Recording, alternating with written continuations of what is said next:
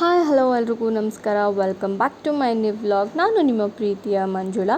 ಇವತ್ತಿನ ವೀಡಿಯೋದಲ್ಲೂ ಕೂಡ ನಾನು ವೀಡಿಯೋ ಕ್ಲಿಪ್ಪಿಂಗ್ಸ್ನ ತೊಗೊಂಡು ವಾಯ್ಸ್ ಓವರ್ನ ಕೊಡ್ತಾ ಇದ್ದೀನಿ. ಸೊ ಹಾಗಾಗಿ ಯಾರೂ ಏನೂ ಅಂದ್ಕೊಳ್ಳೋದಕ್ಕೆ ಹೋಗಬೇಡಿ. ಇವತ್ತು ನಾವು ಹೋಗ್ತಾ ಇರೋದು ಬ್ಯಾಂಗ್ಳೂರಲ್ಲಿ ಲೊಕೇಟ್ ಆಗಿರುವಂಥ ಜಕ್ಕೂರಿಗೆ. ಇಲ್ಲಿ ಏನು ಸ್ಪೆಷಲ್ ಇದೆ, ನಾವು ಏನಕ್ಕೆಲ್ಲ ಹೋಗ್ತಾ ಇದ್ದೀವಿ ಅಂತ ನಾನು ಮುಂದೆ ಹೋಗ್ತಾ ಹೇಳ್ತೀನಿ. ಬೆಳಗ್ಗೆ 10 o'clock ರೆಡಿ ಆಗಿಬಿಟ್ಟು ಹೊರಟ್ವಿ. ನನ್ನ ಫ್ರೆಂಡ್ ಬರ್ತೀನಿ ಅಂತ ಹೇಳಿದ್ರು ನಮ್ಮ ಜೊತೆಗೆ. ಸೊ ಹಾಗಾಗಿ ಅವರಿಗೋಸ್ಕರ ವೆಯ್ಟ್ ಮಾಡ್ತಾ ಇದ್ವಿ. ಮತ್ತು ನಮ್ಮ ಮನೆ ಅವ್ರ ಮನೆ ಸ್ವಲ್ಪ ದೂರ ಇರೋದ್ರಿಂದ ಬಸ್ ಸ್ಟಾಪ್ ಹತ್ರ ಬಂದು ಮೀಟ್ ಮಾಡಿಕೊಂಡು ಆಮೇಲೆ ನಾವು ಅಲ್ಲಿಂದ ಹೊರಡ್ತೀವಿ. ಎಲ್ಲಾದರೂ ಸುತ್ತಾಡೋಕ್ಕೆ ಹೋಗಬೇಕು ಅಂತ ಅಂದರೆ ರೆಗ್ಯುಲರ್ ಆಗಿ.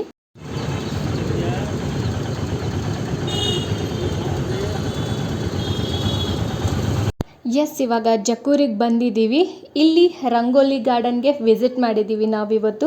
ರಂಗೋಲಿ ಗಾರ್ಡನ್ ಅಂದರೆ ಏನು, ರಂಗೋಲಿ ಗಾರ್ಡನ್ ಹೇಗಿರುತ್ತೆ, ಇಲ್ಲಿ ಎಂಟ್ರಿ ಫೀಸ್ ಎಷ್ಟಿದೆ ಅಂತ ಕಂಪ್ಲೀಟ್ ಡೀಟೇಲ್ಸ್ನ ಹೇಳ್ತೀನಿ. ಸ್ಕಿಪ್ ಮಾಡ್ದೇನೆ ವ್ಲಾಗ್ನ ನೋಡಿ.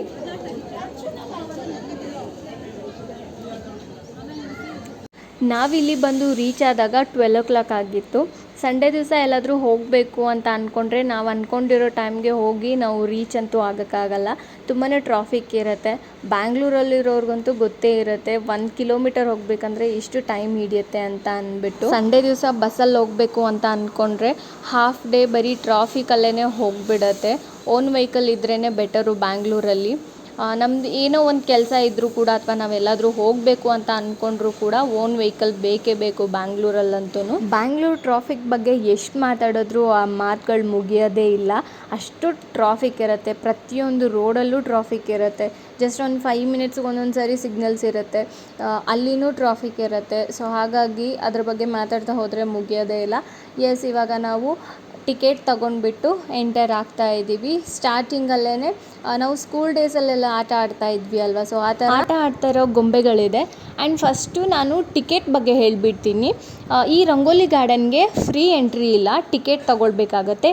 ಟಿಕೆಟು ಪ್ರೈಸ್ ಬಂದು ವೀಕೆಂಡಲ್ಲಿ ಬೇರೆ ಚಾರ್ಜಸ್ ಇರುತ್ತೆ ಆ್ಯಂಡ್ ವೀಕ್ ಡೇಸಲ್ಲಿ ಬೇರೆ ಚಾರ್ಜಸ್ ಇರುತ್ತೆ. ದೊಡ್ಡೋರಿಗೆ, ಮಕ್ಕಳಿಗೆ ಒಂದೇ ಥರ ಇರುತ್ತೆ. ವೀಕ್ ಡೇಸಲ್ಲೂ ಒಂದೇ ಥರ, ವೀಕೆಂಡ್ಸಲ್ಲೂ ಒಂದೇ ಥರ ಇರುತ್ತೆ. ಮಕ್ಕಳಿಗೆ ಬಂದು 3 yearsಯಿಂದ ಸ್ಟಾರ್ಟ್ ಆಗುತ್ತೆ 100 rupees. ಆ್ಯಂಡ್ ದೊಡ್ಡೋರಿಗೆ ವೀಕ್ ಡೇಸಲ್ಲೆಲ್ಲ 150 rupees ಇರುತ್ತೆ. ವೀಕೆಂಡಲ್ಲಿ ಅಂದರೆ ಸಂಡೇ ಒಂದು ದಿವಸ ಮತ್ತು ಹಾಲಿಡೇ ಟೈಮಲ್ಲೆಲ್ಲ 200 rupees ಇರುತ್ತೆ. ಮತ್ತು ನಾವು ಹೋದಾಗ ಅಲ್ಲಿ ಸ್ಕೂಲ್ ಮಕ್ಕಳು ಬಂದು ಪೇಂಟಿಂಗ್ ಎಲ್ಲ ಮಾಡ್ತಾಯಿದ್ರು. ಒಂದು 3-4 ಸ್ಕೂಲಿಂದ ಬಂದಿದ್ದರು ಅಂತ ಅನಿಸುತ್ತೆ. ಗ್ರೂಪ್ ವೈಸು ತುಂಬ ಜನ ಮಕ್ಕಳಿದ್ರು. ಸೊ ಗೂಗಲಲ್ಲಿ ಸರ್ಚ್ ಮಾಡಿದಾಗ ಅವ್ರದ್ದು ವೆಬ್ಸೈಟ್ ಜೊತೆಗೆ ಕಾಂಟ್ಯಾಕ್ಟ್ ನಂಬರ್ ಕೂಡ ಸಿಗುತ್ತೆ. ಸ್ಕೂಲಿಂದ ಯಾರಾದರೂ ಹೋಗ್ತಾ ಇದ್ದರೆ ಗ್ರೂಪ್ ವೈಸು, ಇಂಡಿವಿಜುವಲ್ ಅಲ್ಲ, ಗ್ರೂಪ್ ವೈಸ್ ಯಾರಾದರೂ ಹೋಗ್ತಾ ಇದ್ದರೆ ಸೊ ಕಾಲ್ ಮಾಡಿಬಿಟ್ಟು ಕೇಳ್ಬೋದು ನೀವು ಚಾರ್ಜಸ್ ಎಷ್ಟಿದೆ ಅಂತ ಅಂದ್ಬಿಟ್ಟು. ಆ್ಯಂಡ್ ಇಲ್ಲೇ ರೆಸ್ಟೋರೆಂಟ್ ಕೂಡ ಇದೆ. ನಾವು ಊಟ ತಿಂಡಿ ಏನಾದರೂ ಮಾಡಬೇಕು ಅಂತ ಅಂದರೂ ಕೂಡ ಅಲ್ಲೇ ಮಾಡ್ಬೋದು. ಒಂದು ಸರಿ ಎಂಟ್ರೆನ್ಸ್ ಆದರೆ ಕಂಪ್ಲೀಟ್ ಎಲ್ಲ ಪ್ಲೇಸನ್ನು ನೋಡ್ಕೊಂಡ್ಬಿಟ್ಟು ಆಚೆ ಕಡೆ ಬರೋದು. ಆ್ಯಂಡ್ ನಾನು ಒಂದು ಸ್ವಲ್ಪನೇ ವೀಡಿಯೋಸ್ನ ಮಾಡ್ಕೊಂಡಿದ್ದೀನಿ, ಜಾಸ್ತಿ ವೀಡಿಯೋಸ್ ಮಾಡಿರಲಿಲ್ಲ. ಯಾಕಂದರೆ ನನ್ನ ಮೊಬೈಲ್ ಸ್ಟೋರೇಜ್ ತುಂಬಾ ಆಗಿಬಿಟ್ಟಿತ್ತು. ಸೊ ಅದರಲ್ಲೇ ಬೇಡದೇ ಇರೋ ಒಂದಿಷ್ಟು ಫೋಟೋಸ್ ವೀಡಿಯೋಸ್ನೆಲ್ಲ ಡಿಲೀಟ್ ಮಾಡಿಬಿಟ್ಟು ಒಂದಷ್ಟು ವೀಡಿಯೋ ಕ್ಯಾಪ್ಚರ್ ಅಷ್ಟೇ ಮಾಡ್ಕೊಂಡಿದ್ದೀನಿ. ಸೊ ಒಂದು ಸರಿ ಹೋಗಿ ವಿಸಿಟ್ ಮಾಡಿ, ತುಂಬಾ ಚೆನ್ನಾಗಿದೆ ಈ ಪ್ಲೇಸು. ಈ ಪ್ಲೇಸ್ನ ಸ್ಪೆಷಾಲಿಟಿ ಏನು ಅಂತ ಅಂದರೆ, ಇದು ಹಳ್ಳಿ ಥೀಮಲ್ಲಾಗಿರುವಂತಹ ಗಾರ್ಡನ್ನು. ಹಳ್ಳಿಗಳಲ್ಲಿ ಮನೆ ಹೇಗಿರುತ್ತೆ, ಯಾವ ರೀತಿ ಅಡುಗೆ ಮಾಡ್ತಾರೆ, ಮಕ್ಕಳುಗಳನ್ನು ಹೇಗೆ ನೋಡ್ಕೋತಾರೆ, ಯಾವ ರೀತಿ ತರಕಾರಿಗಳನ್ನ ಮಾರ್ತಾರೆ, ಆಮೇಲೆ ಪ್ರಾಣಿಗಳನ್ನ ಮಾರ್ತಾರೆ, ಗೌಡ್ರು ಮನೆಗಳು ಹೇಗಿರ್ತಾ ಇತ್ತು, ಆ್ಯಂಡ್ ಲೆಕ್ಕ ಮಾಡೋರು ಹೇಗಿರ್ತಾಯಿದ್ರು, ಯಾವ ರೀತಿ ಬಟ್ಟೆ ಹಾಕ್ಕೊಳ್ತಾ ಇದ್ರು, ಮತ್ತು ಚಮ್ಮಾರರು ಹೇಗಿರ್ತಾಯಿದ್ರು, ಮಡಿಕೆ ಮಾಡೋರು ಹೇಗಿರ್ತಾಯಿದ್ರು, ಆ್ಯಂಡ್ ಇವಾಗ ಚಿನ್ನ ಮಾಡೋರು ಹೇಗಿರ್ತಾಯಿದ್ರು, ಅವ್ರ ಮನೆ ಯಾವ ರೀತಿ ಇರ್ತಾಯಿತ್ತು, ಇಲ್ಲಾಂದರೆ ಅವ್ರ ಅಂಗಡಿ ಯಾವ ರೀತಿ ಇರ್ತಾಯಿತ್ತು, ಅವರು ಹಾಕ್ಕೊಳ್ತಾ ಇರೋ ಬಟ್ಟೆ ರೀತಿ ಯಾವ ಥರ ಇತ್ತು. ಸೊ ಆವಾಗಿನ ಕಾಲದಲ್ಲಿ ಮಕ್ಕಳುಗಳನ್ನು ಹೇಗೆ ನೋಡ್ಕೊತಾ ಇದ್ರು, ಯಾವ ರೀತಿ ಸ್ನಾನ ಮಾಡಿಸ್ತಾಯಿದ್ರು, ನೀರು ಹೇಗೆ ಕಾಯಿಸ್ತಾಯಿದ್ರು, ಕಟ್ಟಿಗೆ ಹೇಗೆ ತರ್ತಾಯಿದ್ರು, ಮದುವೆಗಳೆಲ್ಲ ಹೇಗೆ ಆಗ್ತಾಯಿತ್ತು, ಅಪ್ಪ ಅಮ್ಮ ಆವಾಗ ಯಾವ ರೀತಿ ಇರ್ತಾಯಿದ್ರು, ಅಜ್ಜ ಅಜ್ಜಿ ಹೇಗಿರ್ತಾಯಿದ್ರು, ತಾತ ಮತ್ತು ಅಜ್ಜಿ ನಮ್ಮನ್ನು ಸಂತೆಗೆ ಕರ್ಕೊಂಡು ಹೋಗ್ತಾ ಇರೋದು ಅಥವಾ ಜಾತ್ರೆಗೆ ಕರ್ಕೊಂಡು ಹೋಗ್ತಾ ಇರೋದು, ನೇಗಿಲು ಉಳ್ತಾ ಇರೋದು, ಸ್ಕೂಲ್ ಯಾವ ರೀತಿ ಇರ್ತಾಯಿತ್ತು, ಸ್ಕೂಲ್ ಮೇಷ್ಟ್ರುಗಳು ಯಾವ ರೀತಿ ಬಟ್ಟೆ ಹಾಕ್ತಾಯಿದ್ರು, ಆ್ಯಂಡ್ ಮಕ್ಕಳುಗಳು ಯಾವ ರೀತಿ ತರಲೆ ಮಾಡ್ತಾಯಿದ್ರು, ಸ್ಕೂಲಲ್ಲಿ ನಾವು ಯಾವ ರೀತಿ ಆಟ ಆಡ್ತಾಯಿದ್ವಿ, ಮನೆಗೆ ಬಂದಮೇಲೆ ಹೇಗಿರ್ತಾಯಿದ್ವಿ, ಆ್ಯಂಡ್ ಶಾನುಭೋಗ ಅನ್ನೋರ ಮನೆ ಹೇಗಿರ್ತಾ ಇತ್ತು, ಅವ್ರ ಬಟ್ಟೆ ಯಾವ ರೀತಿ ಹಾಕ್ತಾ ಇದ್ರು, ಮನೆಯಲ್ಲಿ ಇರುವಂತಹ ಪ್ರಾಣಿಗಳನ್ನ ಹೇಗೆ ನೋಡ್ಕೊಳ್ತಾ ಇದ್ರು, ಆಕಳು, ಕುರಿ, ಎಮ್ಮೆ, ಎತ್ತು, ಕೆಲವೊಂದು ಪ್ರಾಣಿಗಳನ್ನೆಲ್ಲ ಹೇಗೆ ಸಾಕ್ತಾ ಇದ್ರು, ಬಾವಿಯಿಂದ ನೀರು ಸೇದೋದು, ಮನೆಗೆ ಬಂದು ಹಂಡೆಗೆ ಹಾಕೋದು, ಮತ್ತು ಸಗಣಿಯಿಂದ ಕುಳ್ಳು ಬಡಿಯೋದು, ಅದನ್ನು ಒಲೆಗೆ ಹೇಗೆ ಹಚ್ತಾ ಇದ್ರು, ಮತ್ತು ಪಂಚಾಯಿತಿ ಕಟ್ಟೆ ಹೇಗಿರ್ತಾ ಇತ್ತು, ಪಂಚಾಯಿತಿ ಕಟ್ಟೆನಲ್ಲಿ ಎಷ್ಟು ಜನ ಸೇರ್ತಾ ಇದ್ರು, ಆ ಒಂದು ಹಳ್ಳಿ ಲೈಫ್ ಹೇಗಿರ್ತಾ ಇತ್ತು ಅಂತ ನಾವು ಕಂಪ್ಲೀಟಾಗಿ ಇಲ್ಲಿ ನೋಡ್ಬೋದು. ಮತ್ತು ನನಗಿದು ಹೊಸದೇನು ಅಂತ ಅನಿಸಿಲ್ಲ. ಯಾಕೆ ಅಂತ ಅಂದರೆ ನಾನು ಕೂಡ ಹಳ್ಳೀಲಿ ಹುಟ್ಟಿ ಬೆಳೆದಿರೋದು, ಹಳ್ಳಿ ಲೈಫ್ ಹೇಗಿರುತ್ತೆ ಎಲ್ಲ ನೋಡಿದ್ದೀನಿ. ಆ್ಯಂಡ್ ಇವಾಗ ಟೆಕ್ನಾಲಜಿ ಸ್ವಲ್ಪ ಡೆವಲಪ್ ಆಗಿರೋದ್ರಿಂದ ಇವಾಗಿನ ಕಾಲ ಹೇಗೆ ನಮ್ಮನ್ನು ಕರ್ಕೊಂಡು ಹೋಗುತ್ತೋ ಆ ರೀತಿ ನಾವು ಹೋಗ್ತಾ ಇದ್ದೀವಿ. ಎಲ್ರಿಗೂ ನಮಗೆ ಚೆನ್ನಾಗಿರೋ ಮನೆ ಬೇಕು ಅಂತ ಅನಿಸೋದು ಕಾಮನ್ನೇ. ಸೊ ಎಲ್ರಿಗೂ ಅವ್ರವ್ರಿಗೆ ಇಷ್ಟಕ್ಕೆ ತಕ್ಕ ಹಾಗೆ ಮನೆಗಳನ್ನ ಕಟ್ಕೊಂಡಿದ್ದಾರೆ. ಸೊ ಬಟ್ ಇವಾಗ ಆ ಥರ ಮನೆಗಳು ನಾವು ನೋಡೋದಕ್ಕಾಗಲ್ಲ. ನನಗೆ ತುಂಬ ಚೆನ್ನಾಗಿ ನೆನಪಿದೆ, ಇಲ್ಲಿರೋ ಪ್ರತಿಯೊಂದು ಸಿಚುವೇಶನ್ಸು ನನಗೆ ನೆನಪಿದೆ. ನಮ್ಮ ಅಜ್ಜಿ ಕೂಡ ಎಮ್ಮೆನ ಸಾಕ್ತಾಯಿದ್ರು, ಸೊ ಅದು ನೆನಪಿದೆ ನನಗೆ. ಆ್ಯಂಡ್ ನಾವು ಸ್ಕೂಲಿಂದ ಬಂದ ತಕ್ಷಣ ಫ್ರೆಂಡ್ ಮನೆಗೆ ಹೋಗ್ಬಿಟ್ಟು ಆಟ ಆಡ್ತಾಯಿದ್ವಿ. ಬಟ್ ನಾನು ಅಷ್ಟು ಜಾಸ್ತಿ ಯಾರ ಜೊತೆನೂ ಮಿಂಗಲ್ ಆಗಿಲ್ಲ. ನಾನು ಮನೆ ಬಿಟ್ಟು ಆಚೆ ಕಡೆ ಹೋಗ್ತಾ ಇರಲಿಲ್ಲ. ಬಿಕಾಸ್ ನಮ್ಮ ಮನೆಯಲ್ಲೇ ಕಸಿನ್ಸ್ ಎಲ್ಲ ಒಟ್ಟಿಗೆ ಇದ್ದಿದ್ದರಿಂದ ನಾವು ಅವ್ರ ಜೊತೆಗೇ ಆಟ ಆಡ್ತಾಯಿದ್ವಿ. ಒಂದು 7 to 6 ಮೆಂಬರ್ಸ್ ಇದ್ವಿ. ಸೊ ನಾವು ಅಷ್ಟೇ ಆಟ ಆಡ್ಕೊಳ್ತಾ ಇದ್ವಿ. ಹಾಗಾಗಿ ನನಗೆ ಜಾಸ್ತಿ ಜನ ಫ್ರೆಂಡ್ಸ್ ಇಲ್ಲ. ಆ್ಯಂಡ್ ಕಾಲೇಜಲ್ಲಿ ಆದಮೇಲೂ ಅಷ್ಟೇ, ನನ್ನ ಒಂದು ಕಾಲೇಜ್ಗೆ ನಮ್ಮ ಊರಲ್ಲಿರೋ ಯಾರೂ ನನ್ನ ಕ್ಲಾಸ್ಮೇಟ್ಸ್ ಜಾಯ್ನ್ ಆಗಲಿಲ್ಲ. ಸೊ ಹಾಗಾಗಿ ನನಗೆ ಅಲ್ಲಿನೂ ಬೇರೆ ಬೇರೆ ಊರಲ್ಲಿರೋ ಫ್ರೆಂಡ್ಸ್ ಆಗಿರೋದ್ರಿಂದ ಅವರಿಗೂ ನಾನು ಜಾಸ್ತಿ ಕನೆಕ್ಟ್ ಆಗಲಿಲ್ಲ. ಕಾಲೇಜಲ್ಲಿ ಬಂದಾಗ ಮಾತಾಡೋದು ಅಷ್ಟೇ. ಕಾಲೇಜ್ ಬಿಟ್ಟ ಮೇಲೆ ಅವ್ರ ಮನೆಗೆ, ನಾನು ನಮ್ಮ ಮನೆಗೆ. ಸೊ ಈ ರೀತಿ ಆಗಿತ್ತು. ಅದರಲ್ಲೂ ಒಂದು 2-3 ಜನ ಮನೆಗೆ ಬರ್ತಾಯಿದ್ರು. ನಾನು ಅವ್ರ ಮನೆಗೆ ಹೋಗ್ತಾಯಿದ್ದೆ. ಅದು ಕಾಲೇಜ್ ಹತ್ರನೇ ಇದ್ದಿದ್ದು ಅವ್ರ ಮನೆ ಕೂಡ. ಸೊ ಹಾಗಾಗಿ ನನಗೆ ಜಾಸ್ತಿ ಜನ ಫ್ರೆಂಡ್ಸು ಇರಲಿಲ್ಲ. ಆ್ಯಂಡ್ ನಮ್ಮ ಅಜ್ಜಿ ಹಾಲು ಕರಿತಾಯಿದ್ರು. ಸೊ ಅದು ನನಗೆ ನೆನಪಿದೆ. ಆ್ಯಂಡ್ ನನ್ನ ತಮ್ಮ ಬಂದು ಸೈಕಲ್ ಪಂಚರ್ ಆಗಿರ್ತಿತ್ತಲ್ವ, ಸೊ ಅದನ್ನು ಟೈರ್ ತೊಗೊಂಡು ಆಡ್ತಾ ಇದ್ದಿದ್ದು. ಸೊ ಅದು ನೆನಪಿದೆ ನನಗೆ. ನನಗೆ ಹಳ್ಳಿ ಲೈಫಲ್ಲಿ ತುಂಬ ಇಷ್ಟ ಆಗೋದು ಯಾವುದು ಅಂದರೆ ಹೂವು ಕಟ್ಟೋದು. ನಾನು ಈಗಲೂ ಹೂವು ಕಟ್ತೀನಿ.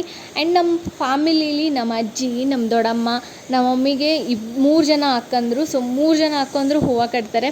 ಆ್ಯಂಡ್ ನಾವು ಹಬ್ಬ ಟೈಮಲ್ಲೆಲ್ಲ ಆಚೆ ಕಡೆಯಿಂದ ಸಿಗೋ ಮಾಲೆಗಳನ್ನ ಇವಾಗ್ಲೂ ತರಲ್ಲ. ಏನಾದರೂ ಎಮರ್ಜೆನ್ಸಿ ಇದ್ದರೆ ಮಾತ್ರ ತೊಗೊಂಡು ಬರ್ತೀವಿ. ಅಂದರೆ ಹೂವು ಎಲ್ಲ ತೊಗೊಂಡು ಬರೋದು ಮರ್ತೋಗಿದ್ರೆ ಮಾತ್ರ ತೊಗೊಂಡು ಬರ್ತೀವಿ. ಇಲ್ಲ ಅಂತ ಅಂದರೆ 1 kg ಅಥವಾ 2 kg ಹೂವು ತೊಗೊಂಡು ಬಂದುಬಿಟ್ಟು ಹೂವನ್ನು ಮಾಲೆ ಮಾಡಿ ಕಟ್ತೀವಿ ನಾವೇನೇ ಮನೆಯಲ್ಲಿ. ಸೊ ಅದು ನಂಗೆ ತುಂಬಾ ಇಷ್ಟ. ಪ್ರೀವಿಯಸ್ ವೀಡಿಯೋದಲ್ಲೂ ನೀವು ನೋಡಿರ್ತೀರ ಮಲ್ಲಿಗೆ ದಿಂಡು ಹೇಗೆ ಕಟ್ಟೋದು ಅಂತ ನಾನು ವೀಡಿಯೋನ ಯೂಟ್ಯೂಬಲ್ಲಿ ಅಪ್ಲೋಡ್ ಮಾಡಿದ್ದೆ. ಯಾರಾದರೂ ನೋಡಿಲ್ಲ ಅಂತ ಅಂದರೆ ನಾನು ಲಿಂಕನ್ನು ಡಿಸ್ಕ್ರಿಪ್ಷನ್ ಬಾಕ್ಸಲ್ಲಿ ಹಾಕಿರ್ತೀನಿ. ಸೊ ಹೋಗಿ ಪ್ಲೀಸ್ ನೋಡಿ ಮಲ್ಲಿಗೆ ದಿಂಡು ಹೇಗೆ ಕಟ್ಟಿದ್ದೀನಿ ನಾನು ಅಂತ ಅಂದ್ಬಿಟ್ಟು. ನಮ್ಮ ಮನೆಯಲ್ಲಿರೋರು ಎಲ್ಲರೂ ವೆರೈಟಿಯಾಗಿ ಮಾಲೆಗಳನ್ನ ಮಾಡ್ತಾಯಿದ್ರು. ಸೊ ಅದರಲ್ಲೂ ಅದು ಒಂದು. ಸೊ ಹೋಗಿ ಪ್ಲೀಸ್ ಆ ವಿಡಿಯೋನ ನೋಡಿ ಟ್ರೈ ಮಾಡಿ ಅಂತ ಹೇಳಲ್ಲ, ನಿಮಗೆ ಇಷ್ಟ ಇದ್ದರೆ ಮಾತ್ರ ಟ್ರೈ ಮಾಡಿ. ಆ್ಯಂಡ್ ನಾನು ಹೇಳಿದ್ನಲ್ಲ ಸ್ಕೂಲಿಂದ ಮಕ್ಕಳು ಬಂದಿದ್ದರು ಅಂತ. ಆ್ಯಂಡ್ ಕಾಲೇಜಿಂದನೂ ಕೂಡ ಬಂದಿದ್ದರು. ಸೊ ಅವರು ಪೇಂಟಿಂಗ್ ಮಾಡ್ತಾಯಿದ್ರು. ಹಸ್ಬೆಂಡು ಅವ್ರ ಮುಖನೂ ತೋರಿಸು, ಬರೀ ಪೇಂಟಿಂಗ್ ಮಾತ್ರ ತೋರಿಸ್ತೀಯಾ ಅಂತ ಹೇಳ್ತಾಯಿದ್ರು ನನಗೆ. ಪೇಂಟಿಂಗ್ ಮಾತ್ರ ತೋರಿಸ್ತೀಯಾ, ಯಾರು ಪೇಂಟ್ ಮಾಡ್ತಾ ಇದ್ದಾರೆ ಅಂತ ಗೊತ್ತಾಗೋದು ಬೇಡವಾ ಅಂತ ಹೇಳ್ತಾಯಿದ್ರು. ವಿಡಿಯೋ ಎಲ್ಲ ಮಾಡಬೇಕಾದ್ರೆ ನೀವು ಮುಖ ತೋರಿಸಿ ಅಂತ ಹೇಳೋಕ್ಕಾಗಲ್ವಲ್ಲ. ಸೊ ಹಾಗಾಗಿ ನಾನು ಬರೀ ಅವ್ರು ಪೇಂಟಿಂಗ್ ಮಾಡ್ತಾ ಇರೋದು ಅಷ್ಟೇ ವಿಡಿಯೋ ಮಾಡಿದ್ದೆ. ಮತ್ತು ಈ ಒಂದು ಪ್ಲೇಸು ಫೋಟೋಶೂಟ್ಗೆ ತುಂಬಾ ಚೆನ್ನಾಗಿರುತ್ತೆ. ಹಳ್ಳಿ ಥೀಮಲ್ಲಿ ಫೋಟೋಶೂಟ್ ಮಾಡಿಸ್ಕೋಬೇಕು ಅಂತ ಅನ್ನೋರಿಗೆ ಫ್ರೀ ವೆಡ್ಡಿಂಗ್ ಶೂಟು ಅಥವಾ ಮೆಟರ್ನಿಟಿ ಶೂಟ್ಸು, ಫೋಟೋಶೂಟ್ಸ್ಗೆಲ್ಲ ಇದು ಹೇಳಿ ಮಾಡಿಸ್ದಂಗಿರುತ್ತೆ. ಆ್ಯಂಡ್ ನಮ್ಮ ಹುಬ್ಳೀಲಿ ರಾಕ್ ಗಾರ್ಡನ್ ಅಂತ ಕೂಡ ಇದೆ, ಅದು ಸಿಗ್ಗಾಂವ್ ಹತ್ರ ಬರುತ್ತೆ. ಅಲ್ಲೂ ಕೂಡ ಇದೇ ರೀತಿ ಹಳ್ಳಿ ಥೀಮಲ್ಲೇ ಇರೋದ್ರಿಂದ ಅಲ್ಲಿ ತುಂಬ ಫೋಟೋಶೂಟ್ಸ್ಗಳಾಗಿದೆ, pre wedding shoots, maternity shoots. ಯಾಕೆ ಈ ಫೋಟೋಶೂಟ್ ಬಗ್ಗೆ ಮಾತಾಡ್ತಾ ಇದ್ದೀನಿ ಅಂತ ಅಂದರೆ, ನನ್ನ ಕಸಿನ್ ಒಬ್ಬರು ಫೋಟೋಶೂಟ್ ಅಲ್ಲೇ ಮಾಡಿಸಿದ್ದು ಫ್ರೀ ವೆಡ್ಡಿಂಗ್ ಶೂಟ್ನ. ಸೊ ತುಂಬ ಚೆನ್ನಾಗಿ ಬಂದಿದೆ. ಹಳ್ಳಿ ಥೀಮಲ್ಲಿ ಹೂವಿನ ಬುಟ್ಟಿ ತೊಗೊಂಡು ಗುಡಿಗೆ ಹೋಗ್ತಾ ಇರೋದು, ಬಾವಿಯಿಂದ ನೀರು ಸೇದ್ತಾ ಇರೋದು, ಕಾಲಿಗೆ ಗೆಜ್ಜೆ ಹಾಕ್ತಾ ಇರೋದು, ಹಳ್ಳಿ ಥೀಮ್ ಅಷ್ಟೇ ಅಲ್ಲದೆ ಮಾಡ್ರನ್ ಆಗು ಫೋಟೋಶೂಟ್ ಮಾಡಿಸಿದ್ದಾರೆ. ಸೊ ತುಂಬಾ ಚೆನ್ನಾಗಿ ಬಂದಿದೆ. ಆ ಫೋಟೋಶೂಟ್ಸ್ಗೆ ಸುಮಾರು 1.5 ಲಕ್ಷದಿಂದ 2.5 ಲಕ್ಷದವರೆಗೂ ಆಗಿದೆ. ಸೊ ಅಷ್ಟು ಫೋಟೋಶೂಟ್ಸ್ ಮಾಡಿಸಿದ್ದಾರೆ. ತುಂಬಾ ಚೆನ್ನಾಗಿ ಬಂದಿತ್ತು. ಸೊ ಹಾಗಾಗಿ ನಾನು ಹೇಳ್ತಾ ಇದ್ದೀನಿ, ಈ ಥರ ಥೀಮ್ಗಳು ತುಂಬಾ ಚೆನ್ನಾಗಿರುತ್ತೆ ಫೋಟೋಶೂಟ್ಸ್ಗೆ ಅಂತ ಅಂದ್ಬಿಟ್ಟು.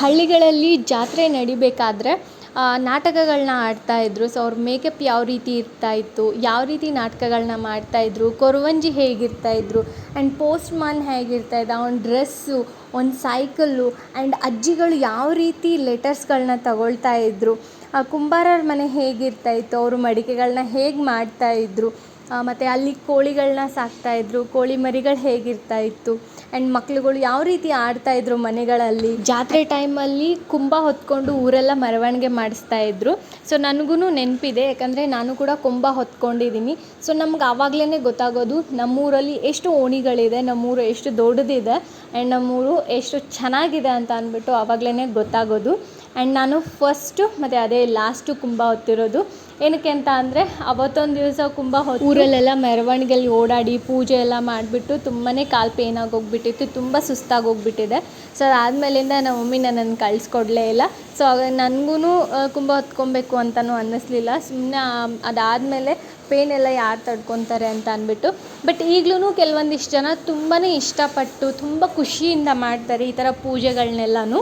ಯಾರಾದರೂ ನಮ್ಮ ಹಳ್ಳಿ ಲೈಫ್ ನೋಡಿಲ್ಲ ಅಂತ ಅಂದರೆ, ಅದರಲ್ಲೂ ಸ್ಪೆಷಲ್ಲಾಗಿ ಬ್ಯಾಂಗ್ಳೂರಲ್ಲಿ ಹುಟ್ಟಿ ಬೆಳೆದಿರೋರಿಗೆ ಹಳ್ಳಿ ಲೈಫ್ ಹೇಗಿದೆ ಅಂತ ತೋರಿಸೋದಕ್ಕೆ ಇದೊಂದು ಬೆಸ್ಟ್ ಗಾರ್ಡನ್ ಅಂತಲೇ ಹೇಳ್ಬೋದು.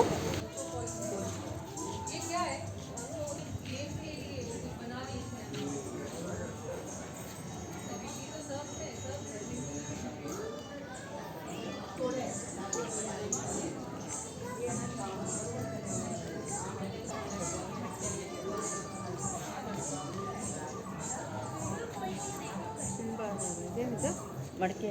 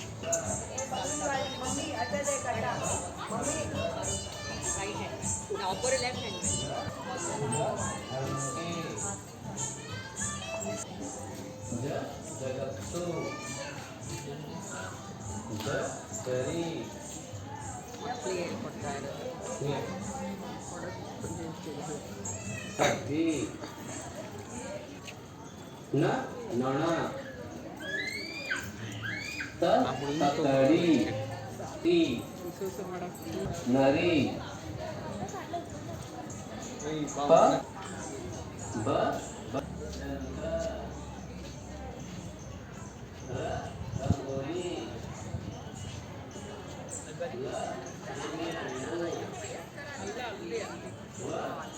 ಮಕ್ಕಳನ್ನ ಆಟ ಆಡಿಸ್ಬೇಕು ಅಂತ ಅಂದರೆ ಅಲ್ಲಿ ಚಿಕ್ಕ ಪಾರ್ಕ್ ಕೂಡ ಇದೆ. ಸೊ ಆಟ ಆಡಿಸ್ಬೋದು.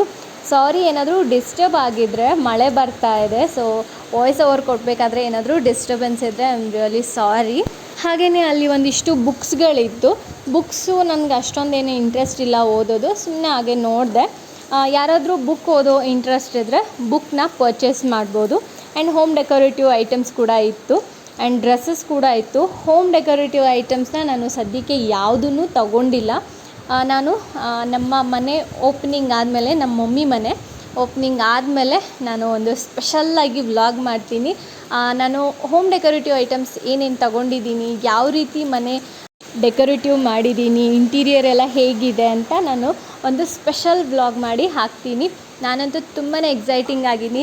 ಆಗಸ್ಟ್ ಮಂತು ಅಂತ ಹೇಳಿದ್ದಾರೆ ಮನೆ ಓಪ್ನಿಂಗು, ಬಟ್ ಇನ್ನೂ ಡೇಟ್ ಫಿಕ್ಸ್ ಆಗಿಲ್ಲ. ಫಿಕ್ಸ್ ಮಾಡಿ ಆದಮೇಲೆ ನಾನು ಸ್ಪೆಷಲ್ಲಾಗಿ ಒಂದೊಂದೇ ವ್ಲಾಗ್ನ ಹಾಕ್ತೀನಿ. ಆ್ಯಂಡ್ ಈ ವಿಡಿಯೋ ನಿಮಗೆ ಎಲ್ರಿಗೂ ಇಷ್ಟ ಆಗಿದೆ ಅಂತ ಅಂದ್ಕೊಂಡು ಈ ವಿಡಿಯೋನ ನಾನು ಇಲ್ಲಿಗೆ ಎಂಡ್ ಮಾಡ್ತಾಯಿದ್ದೀನಿ. ಸೊ ಪ್ಲೀಸ್ ನಿಮಗೆ ಇಷ್ಟ ಆಗಿದ್ದರೆ ಲೈಕ್, ಕಮೆಂಟ್, ಶೇರ್ನ ಮಾಡಿ. ನಾನು ನಿಮಗೆ ಸಿಗ್ತೀನಿ ಮತ್ತೊಂದು ಹೊಸ ವ್ಲಾಗ್ ಜೊತೆಗೆ. ಅಲ್ಲಿವರೆಗೂ thank you so much for watching this video. Bye.